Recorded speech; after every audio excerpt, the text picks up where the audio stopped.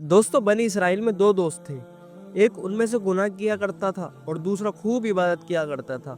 आबिद जब भी गुनहगार को गुनाह करते हुए देखता तो उससे कहता कि गुनाह से रुक जा। एक दिन उसे गुनाह करते हुए देखा तो फिर कहा कि बाज आ जा।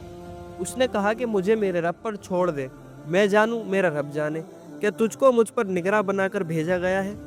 आबिद ने गुस्से में आकर कहा, अल्लाह की कसम, अल्लाह तेरी मगफिरत कभी नहीं करेगा। फिर दोनों का इंतकाल हो गया और आलम अरवा में दोनों अल्लाह के सामने जमा हो गए। अल्लाह ने आबिद से पूछा, क्या तुम मेरे बारे में जानते थे कि मैं माफ़ नहीं करूँगा, या माफ़ करना जो मेरे कब्ज़े में है? क्या तुम्हें इस बात पर कुदरत हासिल थी कि तुम मुझे माफ़ करने से रोक दो कि जो दावा किया कि अल्लाह तेरी मगफिरत नहीं करेगा? और गुनाहगार से इरशाद फरमाया, मेरी रहमत से जन्नत में चला जा, इसलिए कि वो रहमत का उम्मीदवार था। और आबिद के बारे में फरिश्तों से फरमाया कि इसे दोज़ख में ले जाओ। दोस्तों, इस वाक्य का ये मतलब नहीं है कि गुनाह पर जुर्रत की जाए, इसलिए कि इस गुनहगार की माफ़ी तो अल्लाह के फजल से हुई। ज़रूरी नहीं कि हर गुनहगार के साथ यही मामला हो, क्योंकि उसूल तो यही है कि गुनाह पर सज़ा हो।